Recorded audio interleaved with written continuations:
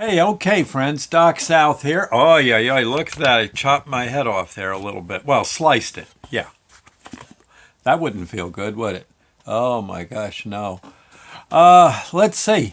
Well, I got the other day, I come up with an idea how to make every other day seem like Christmas. And conversely, every opposite other day seem like Christmas Eve. Yeah. You know how you love Christmas. You go through your list of friends. Okay, who can I get a gift for? What can I do if I can't get gifts? What could I do for this person for Christmas Day and all that? And you go through the thought process, and that's almost as much fun as giving the gift on Christmas Day itself. You're thinking, oh boy, wait till they see this as you're wrapping it up and all. Yeah. Well, you could do that you could do that all throughout the year. Maybe on like odd days. Okay, on odd numbered days, because I don't know how this would work between a 31 well, maybe you take a break on a month that ends on an odd 31, and and then the next day is an odd day too, the first of the following month. But the point is and this doesn't have to necessarily be odd even, odd even. This is what I got to do, but it might be till you get in the habit of it. It might be something you could really work on. It could almost become a cool hobby. What I'm talking about is noticing maybe someone who's got a problem with something or a like about some certain thing, and you just you take notice of the need. Okay, you take notice of the need or the good thing you could do, and you start planning it. And then you only give yourself a day or so to do the planning, and then on the following day you strike. You get them right between the eyes.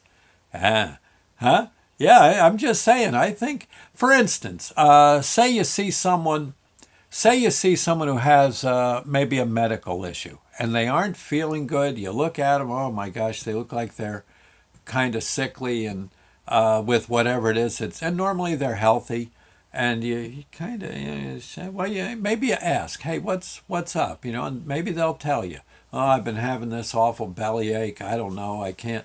Yeah, food just doesn't taste right or whatever. Well, then what you do, you start, okay, you resolve that, okay, I'm going to look up, as soon as I get near a computer, I'm going to look up the problem and see if there isn't something on the web that suggests a possible treatment. And you go through it. You go through it, the process. You look it up. You say, wait a minute, that person, what they're describing, they might have a tiny ulcer in their on the upper part of their stomach.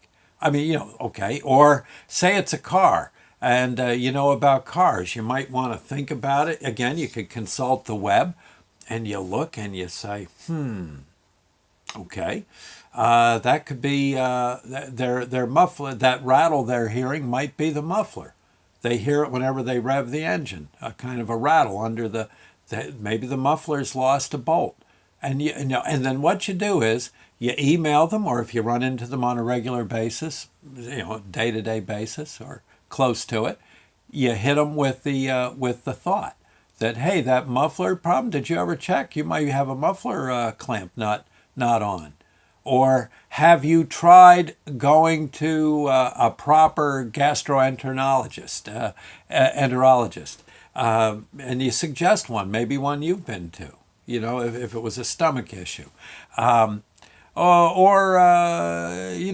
get you see maybe someone's been, maybe hasn't.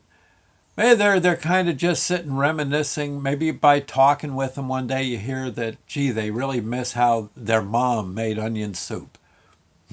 Yeah, and maybe it was just Lipton's with a little toast crouton and some spaghetti cheese on it, but or what is it, mozzarella cheese? I think they put on top, right, and melt it.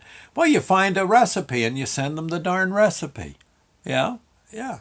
In other words, you've put some thought into the problem and you suggest a solution and even if possible help with it. Think about that. How good that would make you feel, and them. And then, of course, what you do is you move on to the next person, or that person again if need be. But the point is you just keep your eyes open. Some way you can make someone's life a little better. Yeah, I know, and it doesn't have to be a big job. You see someone with a car in bad shape. No, you probably can't. Unless you're very rich, you can't go buying them a car. But you maybe you could say, look, I think that car just needs a tire. Why don't we head down to the junkyard? They probably got a good tire there on one of the junkers. It'll fit yours. You can get it for a few bucks. You know what I'm saying.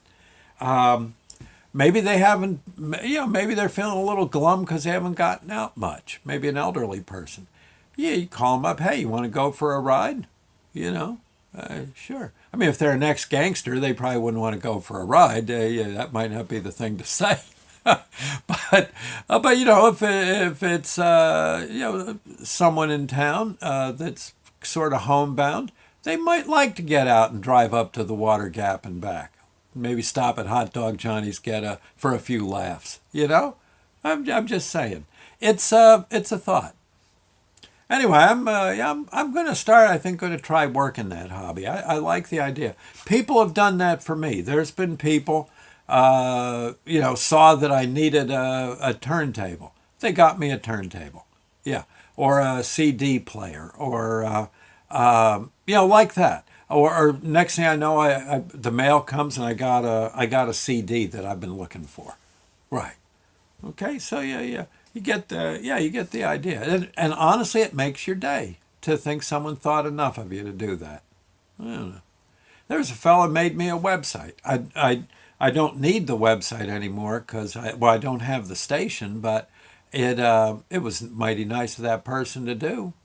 It was like Christmas in April. I'm just saying you might want to consider that. Again, it's a thought. All right. Okay, and I frankly I think it helps both. I think I may have said this before, but think about it: two people benefit: the person you've helped, and you. Yeah, and if it's an idea that catches on, instead of people running around griping at each other, they're all sitting thinking, "Well, wait a minute, I know what I can do."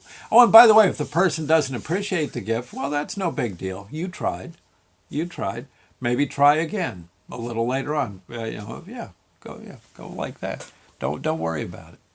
Okay, just the thought that you did it and thought about it and worked on it is the key. Okay, and frankly, you'll probably be happier than in the long run than the person that gets the gift or the favor. Yeah. Okay. I thought. Oh, and there's got to be nothing in it for you except the idea that you did it well. Okay. There you go. Okay. Enough said. I'll see you later. Bye now.